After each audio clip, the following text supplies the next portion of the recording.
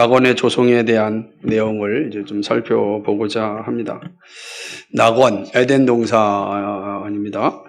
이 에덴 동산은 이제 첫 인류가 거하는 장소입니다. 이 거소라고 하는 거할 장소라고 하는 의미죠. 이 인류의 이 거할 장소는 어떤 곳인가? 여러분께 처음 하나님이 창조하셨을 때 에덴 동산은 정말로 푸른 식탁으로 이제 가득하였습니다. 모든 음식물들이 참으로 그 자체로 풍성한 그러한 곳이었습니다. 인류의 출현 이전에 하나님이 마련하신 식탁은 푸른 풀과 나무와 채소로 구성되어 있죠. 그러니까 주로 이제 채식이죠. 왜 그러냐면 노아 홍수 이전에는 이 육식, 피채 먹는 것을 허락하지 않으셨기 때문에, 그래서 이제 그 이전의 모습은 다 이제 채소로 되죠. 그러니까 채식으로만 해도 우리의 몸이 충분히 이제 건강해질 수 있다라고 하는 것입니다. 그래서, 그것이 이제 첫 창조의 이제 모습인 것이죠. 인류의 식량은 채소와 씨 맺는 열매들과 과실이죠. 여기에 모든 우리 몸이 감당할 수 있는 영양분들이 다 이제 소유되고 있는 것이죠.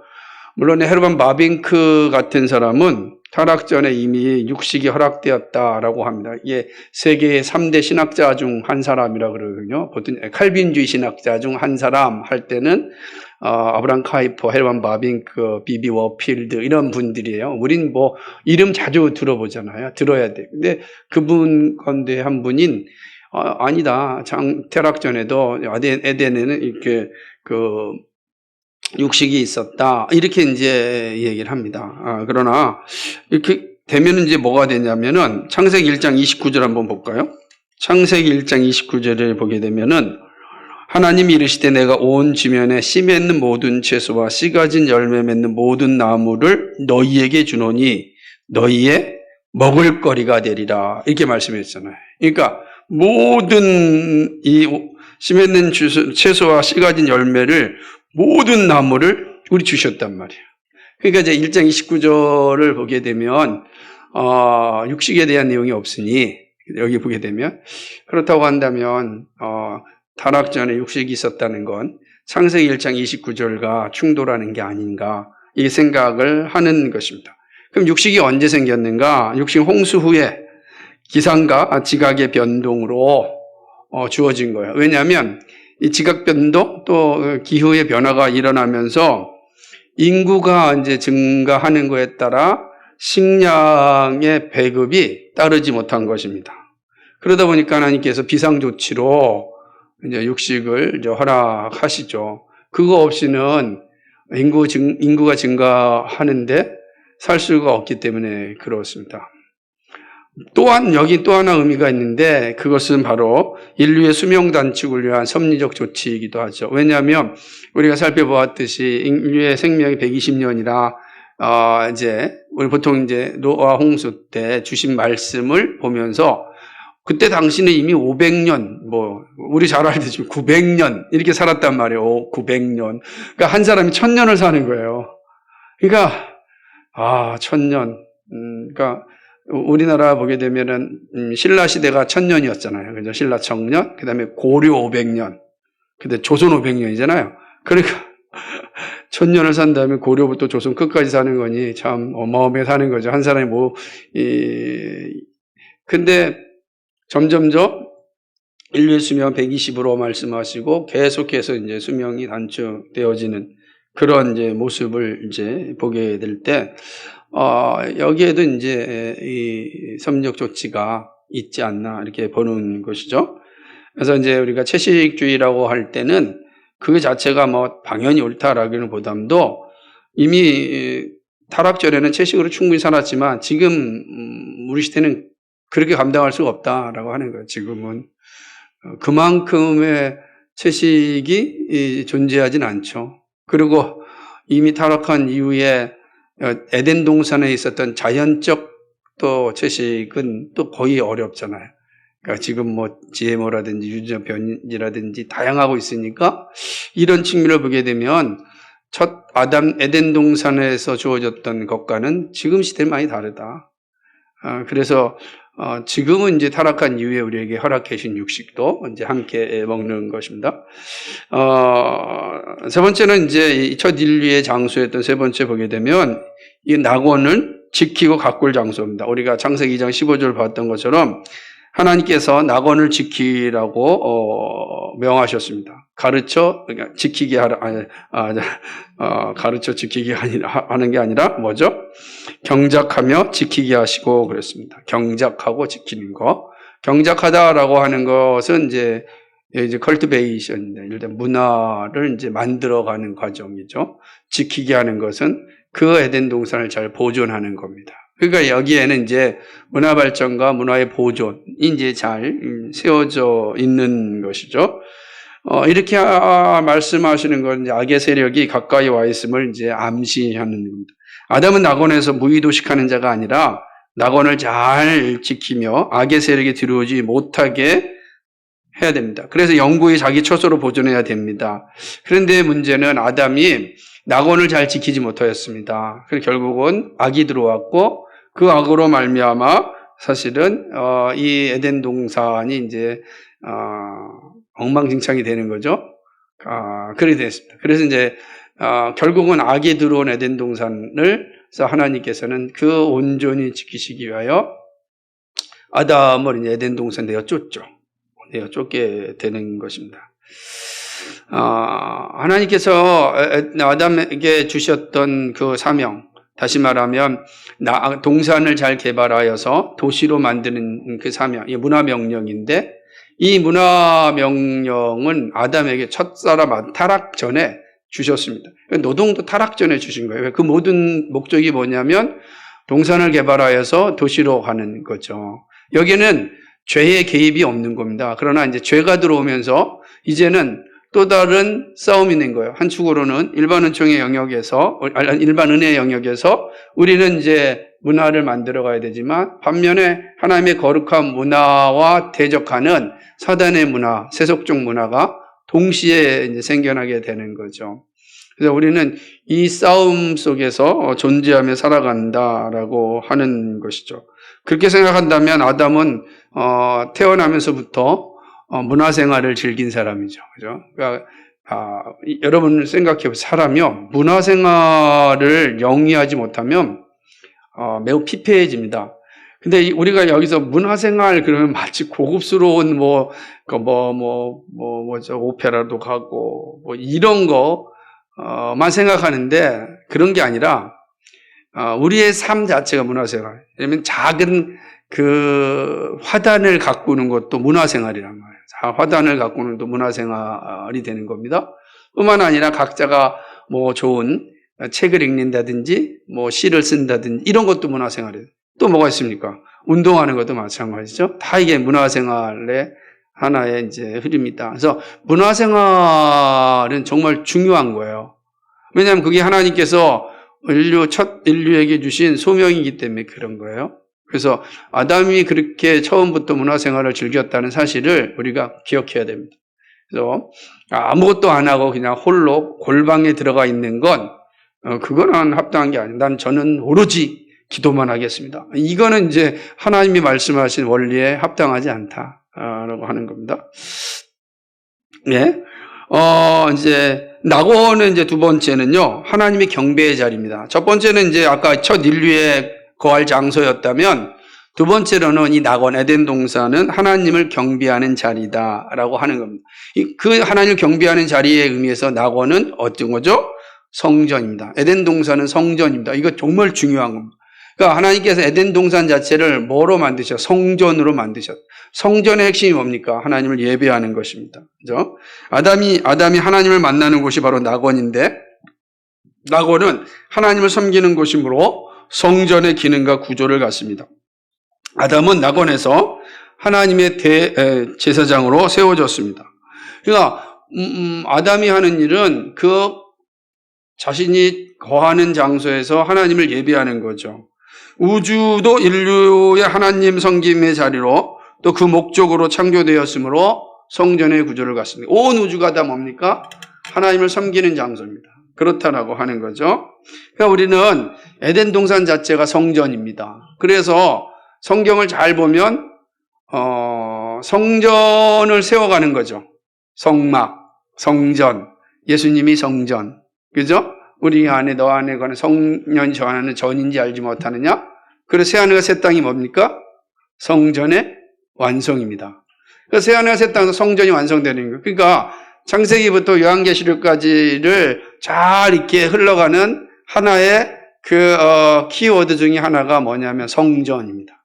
물론 이제 우리는 구속사, 언약, 이거 피 이런 것들이 성경 전면에 잘 흘러가고 있지만 그러나 그 모든 걸 다 감싸고 있는 게 뭐냐? 성전이죠. 에덴 동산 자체가 성전이고 새하늘과 새 땅이 성전입니다. 그래서 이 땅에서는 끊임없이 성전을 이제 세워가죠. 그 성전의 핵심이 뭐냐면 건물의 개념이 아니라 뭐죠? 하나님을 경배하는 거다. 하나님을 경배하고 하나님을 찬양하는 거, 그게 바로 성전이다라고 하는 거죠. 그런 측면에서 예배는 피조물이 하나님의 지혜와 덕과 창조를 인하여 하나님을 경배하고 찬양하고 감사하는 그러한 종교적 행위가 되는 거죠. 그래서 예배라고 하는 게 그래서 바로 이제 성전에 사는 사람들의 삶의 방식이다. 자, 보세요. 우리 타락하지 않았다고 한다면 우리는 하나님을 예배하는 게 매우 자연스러운 거죠. 늘 자연스러웠어요. 에덴 동산에서 아담과 하와는 그게 자연스러웠단 말이에요. 그 자연스러움이 결국은 하나님을 영화롭게 하는 거였고 자신의 삶을 윤택하게 하는 거예요. 근데 타락함으로 말미암아 이 자연스러움이 파괴되죠. 껄끄러움이 되는 거예요. 귀찮게 되는 것이고 하나님 없이 살고 싶다고 하는 욕망이 나타나게 되죠. 그러므로 성전 자체가 이제 무너지게 되는 걸 보게 되는 것이죠. 이 낙원의 두 번째는 낙원 성전뿐만 아니라 낙원의 성전 기능은 계속 계승됩니다. 이게 이제 2번이 중요하거든요. 2번이 이제 제가 아까 말씀드렸던 창조부터 요한계시록까지 여정을 보여주는데 낙원이 아담의 타락임으로 폐쇄되고 소실되자 후에 낙원의 성전 기능이 성막과 예루살렘 성전에 의하여 계승되고 회복되었습니다. 여러분 한번 생각해 보세요. 성막, 예루살렘 성전 이게 어디서 나왔습니까? 뭐죠? 갑자기 하늘에서 뚝 떨어져서 성막 져라 뭐 뚝 떨어져서 성전 져라 그런 게 아니에요. 왜 성막 져야 됩니까? 왜 성전 져야 이 질문할 수 있잖아요. 지라고 했을 때 그 근거가 뭡니까? 그게 창조의 목적이에요. 에덴 동산의 목적이 거기 있는 거예요. 그러니까 온 우주가 다 하나님을 예배하며 찬양하는 장소로 세워준 겁니다. 그런데 거기 그 자체이기 때문에 그런데 에덴 동산에서 타락으로 말미암아 훼손되어서 하나님께서 그 원리를 다시금 계승하여 하나님이 기뻐하시는 창조 경륜을 완성하기 위하여 성막과 성전을 허락하신 거죠. 그래서 하나님의 낙원에서 찬양과 경배를 받으신 것처럼 성전에서 경배와 기도를 받으십니다. 하나님이 성막과 성전에 임재하심으로 그곳이 하나님의 성전이 됩니다. 이제 성전의 개념이 명확해졌죠. 성전이 어떤 곳입니까? 하나님이 임재하시는 곳입니다. 하나님이 임재하시는 곳에서 행하는 일이 뭡니까? 예배입니다. 경배다라고 하는 거죠. 근데 이것이 성육신 이후에는 모든 성전 기능이 이제 그리스도의 몸으로 옮겨지고 대치됩니다. 이전까지는 예루살렘이라는 공간적 개념의 성전이 있었습니다. 에덴 동산에는 공간적 개념이 있었습니다. 예루살렘 성 공간적 개념이 있었는데 이제 그리스도가 오시고 성육신 하심으로 공간적 개념의 성전이 아니라 이제 그리스도의 몸이 성전이 되는 거죠. 그러므로 이제는 예루살렘이 아니라 상관이 없어요. 그리스도가 계신 곳이 성전이 되는 겁니다. 그래서 그 사마리아 수가성 여인을 만났을 때 예수님이 하신 말씀이 뭡니까? 예루살렘도 아니고 사마리아도 아니다. 내가 신령과 진리로 예배할 때고 오냐니 지금이라 그러잖아요. 그러니까 신령과 진리로 예배하는 곳 그것이 바로 어디예요? 성전이다. 그러니까 오늘 우리가 성전에 모인 거죠. 왜요? 우리가 신령과 진리로 예배하기 때문에 그렇습니다. 그러므로 이제는 누구의 이름으로? 그리스도의 이름으로. 이제 그리스도 안에가 그리스도를 만나고 그리스도를 모시고 그리스도를 고백하는 것이 성전이 되는 것입니다. 그래서 부활 후에는 성전이 새 인류에게로 확장되었습니다. 왜요? 성령이 새 인류에게 오심으로 이 일이 이루어진 거죠. 그래서 부활 이후에는 성령이 우리 안에 거하십니다. 성령은 그리스도의 영이잖아요. 그리스도의 영이 우리 안에 거하시는 거죠. 자, 교회는 그리스도의 몸이잖아요. 근데 부활주에는 그리스도의 성령께서 우리 안에 오세요. 그러면 이제 성전이 어디 존재하게 되죠? 우리 안에 확장되죠. 이제는 예수를 믿는 모든 사람들 안에 성전이 이루어지는 겁니다. 그래서 성령이 우리 안에 거하심으로 거하신 자가 하는 일이 뭐죠? 예배하는 거, 경배하는 겁니다. 성전이 이제 우리가 안으로 확장되었다라고 하는 것이죠. 그렇게 이제 새 인류가 하나님의 성전됨이 완성되면 하나님은 새 인류에 오셔서 충만하게 거하시게 돼서 만유 안에 만유가 되는 것이죠. 온 세계에 다 그리스도인이 흩어져 있으면 그리스도가 온 세계에 있는 거죠. 그렇죠? 만유 안에 만유가 되는 거잖아요. 온 만유 속에 바로 그리스도가 거하시는 겁니다. 그래서 예수님께서 제자들에게 땅끝까지 이르러 내 증인이 되라 하신 것은 뭐냐? 만유 안에 만유 되심을 이루시기 위함입니다. 그게 바로 하나님의 나라의 확장이고 하나님의 창조 경륜의 완성이다라고 하는 것이죠. 그래서 하나님의 뜻대로 만유 안에 만유가 되실 때 하나님의 원래 창조 시에 가졌던 창조 경륜이 성취되고 완성됩니다. 그 일에 우리가 쓰임을 받는 것입니다. 세 번째로는 낙원에서 인류는 성령의 내주를 가졌다는 사실을 기억해야 합니다. 하나님이 낙원에서 아담과 함께 계셨고 인격으로 아담의 인격과 함께 계셨습니다. 그러니까 에덴 동산에서는 하나님이 아담과 늘 같이 있었단 말이에요.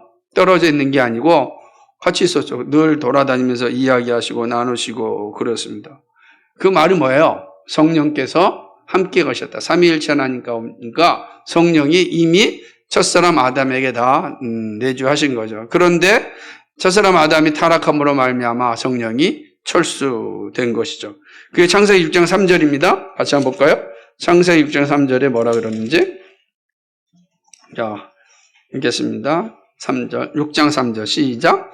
여호와께서 이르시되 나의 영혼이 사람과 함께하지 아니하리니 이는 그들이 육신이 됨이라. 그러나 그들의 날은 120년이 되리라 하시고. 아멘. 나의 영혼이 사람과 함께하지 아니하시리니.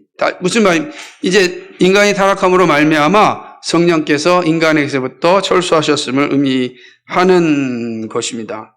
그러나 이 철수하신 성령께서 다시 그리스도 안에 오시는데 그리스도의 구속으로 백성들이 다시는 하나님의 백성이 되므로 성령의 내주가 회복됩니다. 이제는 그러니까 이미 성령이 떠났습니다. 성령이 떠났기 때문에 이 제사장을 통하여서 매 년마다 속죄제를 드려야 되고 그때 다시 성령께서 오셔야 돼요. 그래서 우리가 그 구약 성경을 보게 되면은 성막에 구름이 가득한다라고 하는 거, 또 어디에만 거하시는 거예요? 성막에만 성전에만 거하시잖아요. 그러니까 1년에 한 번씩 제사장이 들어가서 이제 제사를 드려야 되는 그런 상황인 것입니다. 그런데 그리스도께서 이 모든 것을 다 이루시게 되죠. 그리스도의 구속으로 백성들이 다시 하나님의 백성이 되므로 성령의 내주가 회복되었습니다.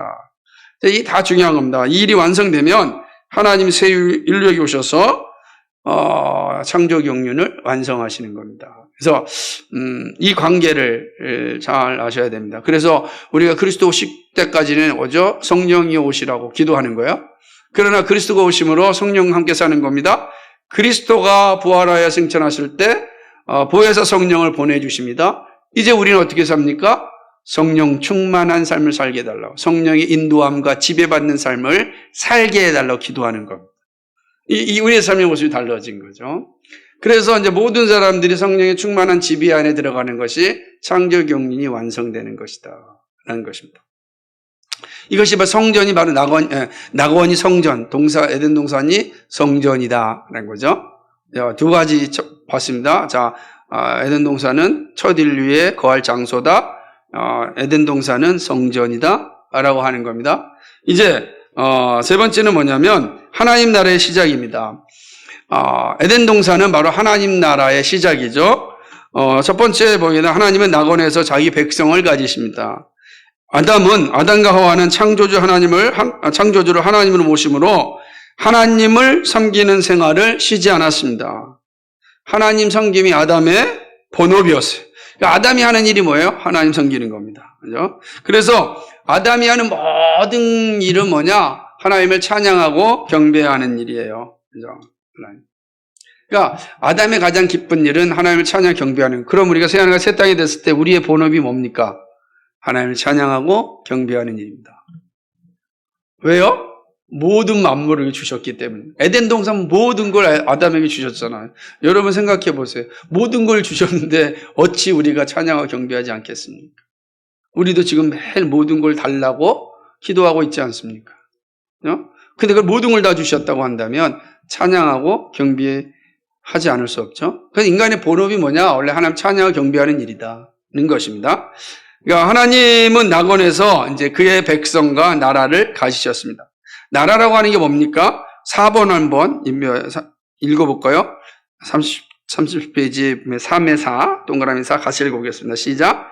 나라는 백성과 그들의 문화활동으로 구성된 아담은 하나님의 창조를 탐구하여 창조물들을 잘 활용할 수 있게 되었다. 또 그는 조물들의 피조물들 성질과 법칙을 알아 그들을 잘 다스렸다. 여기 피조물입니다. 오타가 생겼습니다. 그러니까 이게 되게 중요한 거죠. 그러니까 나라는 백성과 그들의 문화로 구성되는 거예요. 문화는 나라의 핵심입니다. 그죠? 그러니까 우리 식으로 얘기하면 뭐죠? 나라가 있고 뭐가 있어야 됩니까? 백성이 있고 토지가 있고 백성이 있고 또 뭐가 있어야 되죠? 예? 나라를 일반적으로 얘기할 때 주권이 있어야 된다 그러잖아요. 주권이 뭐겠어요? 주권이 일종의 문화로 이제 생각할 수 있는 겁니다. 그것이 없다고 한다면, 우리 문화가 없다면 주권이 없는 거죠. 우리가 주권 상실이라고 할 때는 우리가 우리 마음대로 문화를 만들 수 없죠. 일제 36년 때 우리가 주권을 상실하였잖아요. 그때 상실할 때 무엇을 상실하였습니까? 법을 상실하였죠. 그죠? 우리가 마음대로 할 수 있는 법. 그 다음에 우리 이름이 막 바뀌었잖아요. 장씨 개명하고 이름이 딱 바뀌었잖아요. 뭐예요? 우리 문화가 없어요. 상투가 다 잘려버리고 자발적으로 아니 강제적으로 잘리죠. 다 있는 거죠. 또 뭐가 되죠? 한국 시민을 강요당하잖아요. 그죠? 그 다음에 신사를 강제적으로 참배하죠. 다 이거는 어디 문화예요? 일본의 문화잖아요. 그 일본의 문화가 한국에 이식하는 거예요. 강제적으로. 우리의 문화는 의식적으로 배제되는 거죠. 그러니까 주권이 사라진다는 건 이런 문화가 다 사라진다는 것 같습니다. 그러니까 나라라고 할 때는 그런 측면에서 이런 문화생활과 그다음 백성들이 있을 때 나라다라고 이제 말할 수가 있는 거죠. 아담은 하와와 함께 많은 자녀를 생산하여 지구를 가득 채워 하나님 나라가 되게 하는 책임을 지녔습니다. 그럼 하와 혼자 다 낳는다는 게 아니잖아요, 그죠? 하와로부터 시작하여서 자녀 생산이 이어지게 되는 겁니다. 이거는 정말 중요해요. 하나님 나라의 시작은 바로 에덴 동산에서 시작된 거예요. 그 시작이 이제 가인과 아벨과 셋이죠. 시작되는 겁니다. 이런 과정들이 하나님 나라의 어떤 역사입니다. 그러니까 우리는 자녀를 생산하고 자녀를 낳는 거에 대해서 국가라든지 또는 교회라든지 이런 측면에서 여러 가지 도움이 필요한 건 사실입니다. 왜냐하면 타락한 세상에 살기 때문에. 그러나 그런 것들이 준비되지 않았다고 해서 자녀 생산을 멈추는 건 더 큰 죄가 되는 거죠. 그러니까 우리는 당연히 그 일들을 감당해야 되지만 그래서 구조적인 측면에서도 어떻게 하면 좀 더 아이를 잘 낳을 수 있고 또 기를 수 있을까 고민해야 됩니다. 그러나 반면에 그거로만 끝나면 안 되고 거기에서 멈추면 안 되는 거죠. 우리는 끊임없이 하나님 나라를 만들어가는 의무, 책임을 가졌다라는 인식을 가져야 됩니다. 그러니까 하나님 나라를 완성한다는 게 무슨 그리스도의 통치만 막 이루어진다라고 생각하는데 매우 좀 단순한 생각이잖아요. 어떻게 그리스도 통치가 확장되겠습니까? 사람이 세워지지 않는 한 통치가 되지 않는 겁니다.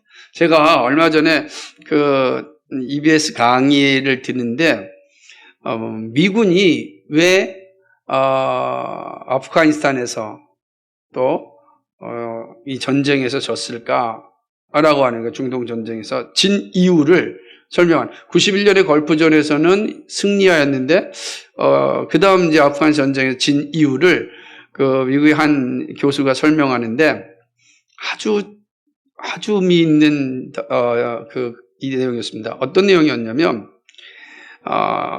91년의 전쟁에서는 아주 정밀 타격, 그러니까 이 정보화된 이 무기를 가지고 단순의 제압을 했고, 그 단순 제압을 했을 때에 당시에 이제 그 쿠웨이트라든지 이라크라든지 이런 데 있는 사람들이 적극적으로 미국을 도와줘서 아주 빠른 시일 안에 정복을 했다는 겁니다. 근데 아프가니스탄을 전쟁을 치를 때는 단숨에 그때는 더 발달된 무기가 어마어마하게 이제 쏟아부었습니다. 그래서 금방 끝날 것 같은 그런 전쟁이 됐다고 합니다. 그래서 넘졸페트 이 국방장관을 비롯한 이분들이 판단을 하기를 이제 많은 육군이 갈 필요가 없다. 지상병력이 갈 필요가 없다. 그래서 한 17만 명 정도? 정확한 건 안 돼. 17만 명 정도의 병력만 보냈다는 겁니다. 근데 17만 병력 가지고 아프가니스탄을 이전에 생각을 해서 다스릴 수 있고 점령할 줄 알았는데 문제는 어디서 터졌냐면 아프간 사람들이 돕지 않는 겁니다. 그리고 이제 게릴라전을 사용하는데 이들이 민간인 복장으로 살아가면서 투쟁을 하는 겁니다. 그러니 이 사람 민간인지 이 사람이 아프가니스탄인지 알 수가 없는 거예요. 결국은 17만 명의 병력으로는 점령할 완벽한 승리를 가질 수가 없었던 거죠. 완전히 오판하였던 겁니다. 그러면서 생겨난 게 이 결과적으로 정보화된 무기, 아주 정밀한 무기로만 전쟁을 이길 수 없다. 여전히 마지막 전쟁의 승리는 그냥 육군, 그러니까 사람이 가야만 해결될 수 있다. 그러니까 사람이 없이는 그 전쟁에 승리할 수가 없다라는 것이 이제 최근에 결과 보고서라고 하는 겁니다. 이거 상당히 의미 있죠. 그러니까 정보화된 무기가 아무리 많다 할지라도 실질적으로 사람이 할 일을 따라갈 수는 없다는 거예요. 하나님 나라가 그런 거죠. 하나님 나라 확장하라 라고 했는데 우리가 복음을 전하고 다양한 예를 들자면 미디어를 통해서도 하고 다 하지만 실제로 가서 그 사람과 함께 하지 아니하면 완벽한 복음 증거가 되지 않죠. 교회가 세워져야 되는 겁니다. 교회가 세워져야 돼요. 그러니까 그곳에 교회가 세워질 때 하나님 나라가 천천히 확장하는 것이지 여기서 방송선교회에서 다 될 거다라고 하는 건 일부는 가능하겠지만 그거는 하나님 나라의 측면에서는 그렇지 않다. 그래서 하나님은 생육하여 번성하여 땅에 충만하라라고 하신 겁니다. 그러면서 땅끝까지 이르러 내 증인이 되라 말씀하신 거죠. 이로 인하여 하나님 나라가 확장되어지고 건설되기 때문에 그런 것입니다. 하나님 나라의 시작 두 번째는요, 하나님은 사람을 인류가 되게 하여 나라를 세우십니다. 하나님은 인간을 인류로 지으심으로 하나님 나라를 목포하셨습니다. 그러므로 하나님은 많은 백성이 산출되도록 하셨습니다. 백성이 하나님 나라를 이루기 때문입니다. 이미 말씀드린 거 다시 한번 반복드립니다. 그런데 창조주 하나님은 인류의 왕이 되기로 작정하시고 그들을 다스리기로 하셨습니다. 하나님의 사역의 목표는 하나님의 통치권의 확립입니다. 하나님의 통치권 확립은 자발적인 동의와 의지적 섬김으로 이루어집니다. 타락 후에 하나님의 통치는 구원의 방식으로 나타났습니다. 그렇죠? 그러니까 이전에는 하나님께서 이렇게 이제 자발적 동의와 의지적 섬김을 통하여 그의 나라를 통치하셨다고 한다면 죄가 이걸 깨버렸잖아요. 자발적인 이 동의, 의지, 섬기 이게 다 죄로 말미암아 망가진 거죠. 그 타락한 후에는 이제 그리스도께서 구원의 방식으로 통치하시는데 거듭난 자들을 모으시고 그들에게 하나님의 말씀을 따라 살 수 있도록 하심으로 통치를 이루어 가시는 것이죠. 그러니까 인류가 하나님의 백성이 되어 하나님을 섬기게 하심이 구원이죠. 근데 이 일은 다 그리스도를 통하여 이루시는 것입니다. 물론 이 모든 것, 백성의 출산과 회복이 다 이루어지면 역사가 종결되겠죠. 그럼 하나님 나라가 완성될 것입니다. 그래서 하나님이 하시는 이 일들에 대한 이해를 잘 가지고 있어야 됩니다. 하나님 사람을 인류가 되게 하여 하나님 나라를 세우신다라고 하는 거죠. 그런데 이제 세 번째가 중요한데 그 하나님 나라에 있어서 하나님 나라를 이루기 위하여 아담에게 통치권을 부여하였습니다.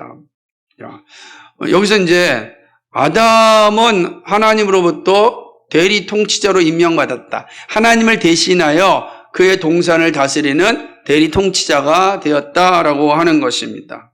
근데 보게 되면 1번을 잘 보셔야 돼요. 인류에게 정부가 나타나기 시작한 것은 노아 홍수 이후입니다. 그래서 자연법의 시행이 언제부터냐? 노아 홍수 이후입니다. 그래서 오늘날은 자연법, 국가에 대한 이해는 다 노아 홍수 이후로 시작합니다. 그래서 이제 아브라함 카이퍼 같은 경우는 이 부분에 있어서 일반 은혜라고 하는 책에서 국가에 대한 이해를 설명할 때 이 노아 홍수를 기준으로 삼고 매우 의미심장하게 다루고 있죠. 이건 이제 일반적으로 가지고 있는 이제 그런 생각인 것입니다. 그죠? 그러나 그러나 나라는 그렇게 시작되었지만 통치권은 이미 아담에게서부터 부여된 것입니다. 창세기 1장 28절 네가 다스리라고 말씀하셨기 때문입니다. 아담의 통치권을 자연과 인류에 행사하였습니다. 다스림의 권세는 후손에게 전달되어 인류 전체 공동체를 다스리는 정치의 형태로 나타났습니다. 이해되시죠? 하나님이 아담에게 이 통치를 위임하였고 위임은 계승되었는데 그 통치의 방법이 이제 정치로 나타납니다. 그러니까 정치가 하나님 나라를 세워가는 방법인데 정치가 잘못되면 정말 엉망진창이 되는 거예요. 하나님께서 통치권을 위임했잖아요. 우리가 스스로 다 통치자인데 우리의 통치를 또 우리가 위임하잖아요. 그죠?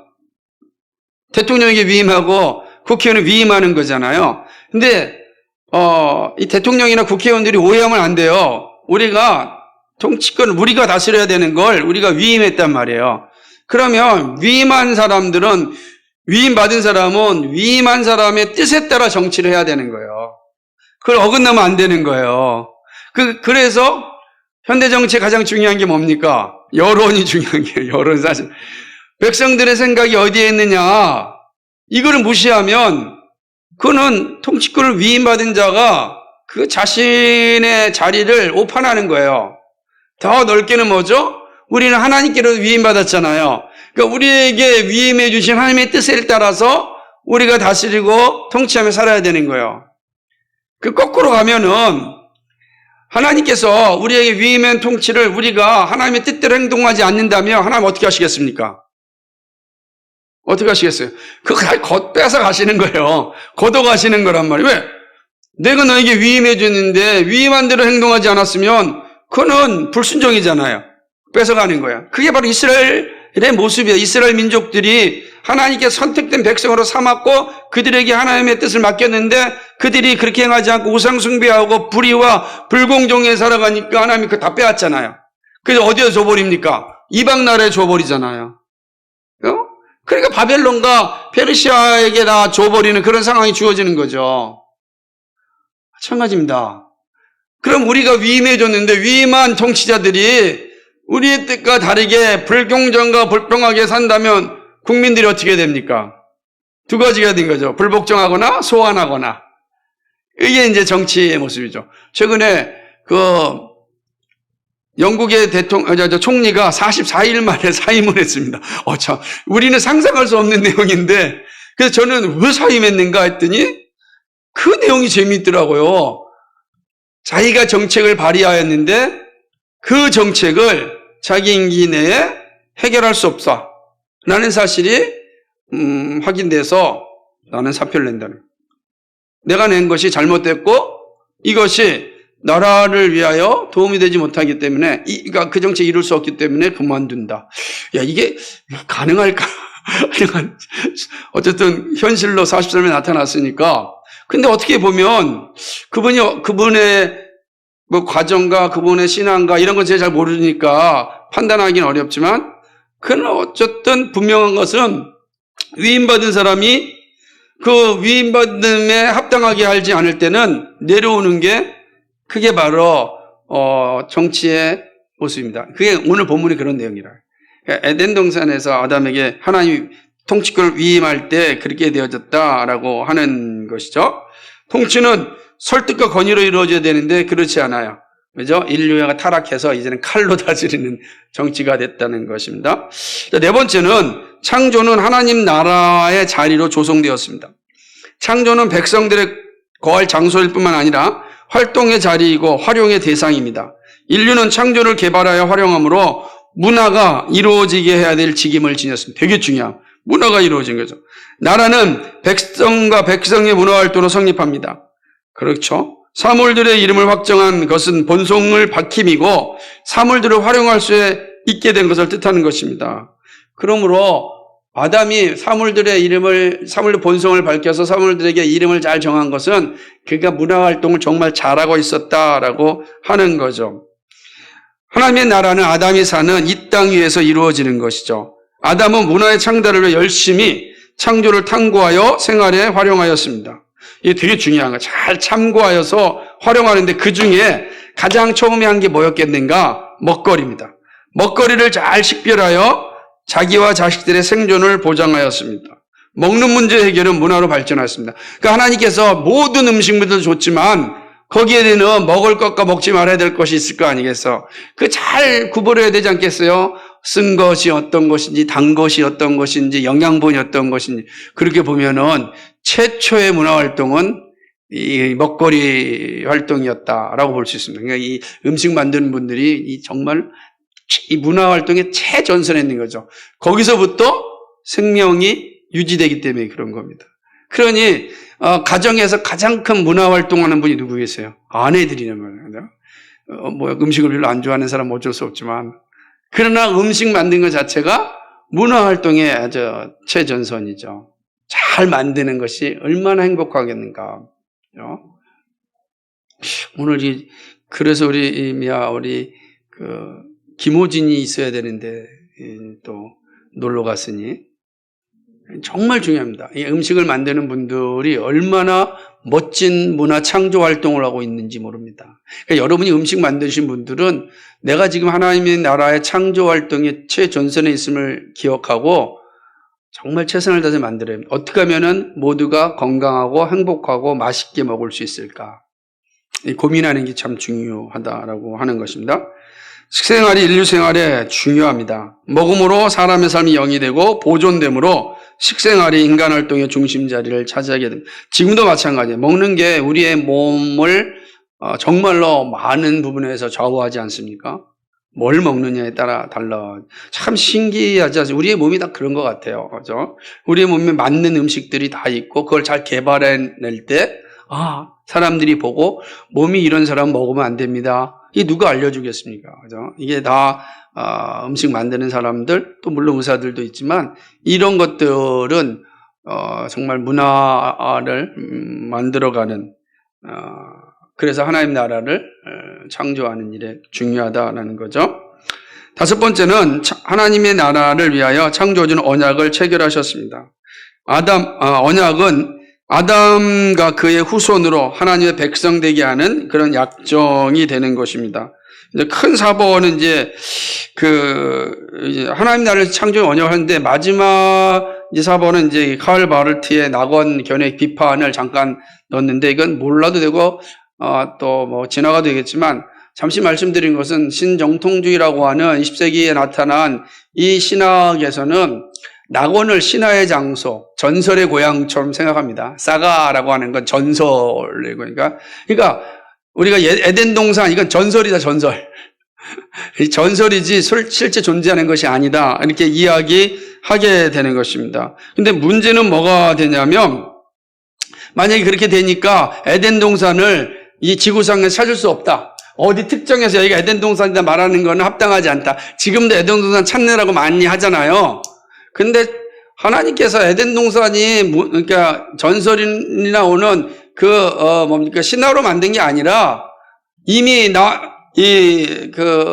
에덴에서 아담과 하와를 쫓아낸 후에, 이게 불칼로, 나한테 하야렙인데, 그거로 다 막으셔서 더 이상 사람들이 에덴 동산을 찾지 못하게 하고 생명나무를 먹지 못하게 막으신 거예요. 그래 못 찾는 거죠. 존재하지 않는 게 아니다라고 이야기해야 됩니다. 그리고 또는 만약에 낙원이 여러분께 신화이고 그리고 단순히 전설이라고 한다면 문제가 되는 게 뭐냐면 창조 자체가 신화가 되어버리게 됩니다. 창조 자체도 역사적 사건이 아닌 것이 되죠. 그러면 이 어떻게 설명하겠습니까? 그래서 성경을 비판하는 사람들 가운데 비판주의자들은 창세기 1장부터 11장까지를 신화라 그래요. 싸가라 그러는 거예요. 그래서 그걸 원역사라 그러고 진짜 우리가 말하는 실제적 역사는 아브라함부터다라고 이야기하는 것이죠. 근데 문제는 뭐가 되냐면 이게 신화라고 한다면 타락기사도 실제로 일어난 사건이 아니죠. 그죠? 그러면 타락이 인간 구조의 진행이라고 하면 창조도 만물이 무에서 창조된 것이라고 할 수 없는 거죠. 다 그렇게 되는 거예요. 그러니까 저는 이 부분이 참 아쉽고 이 영향이 지금 대부분 현대신학, 우리 자유주의 신학이라고 하는 곳에는 아주 기본적으로 잡혀 있어서 그렇게 되어 있는 거예요. 그러니까 창세기 1장부터 11장까지는 신화요. 신화라 그렇게 얘기하는 거예요. 전설의 고향이에요. 그러면 창조도 타락도 사실은 다 의미 없게 되는 위험한 상황에 이르게 된다라고 하는 것입니다. 이게 이제 현대 신학자들이 있는 거고, 그리고 최근에도 아담의 역사성, 또 에덴 동산의 역사성, 이런 비판이 되게 많이 나오면서 아담 자체도 역사적 인물이 아니다, 신화적 인물이다, 참 많이 얘기하는 거죠. 그렇게 되면 우리가 가지고 있는 타락, 구원, 이 모든 것들이 다 의미 없어지게 된다라고 하는 것입니다. 그러나 우리는 다시 한번 보지만 낙원은 하나님께서 이 방법으로 세우셨다라고 하는 거예요. 첫 인류의 고소이다. 하나님 경배의 자리이고 하나님 나라의 어떤 시작이라고 하는 사실입니다. 이 세 가지를 잘 이해하는 게 중요하다. 항상 기억하십시오. 예, 이상입니다.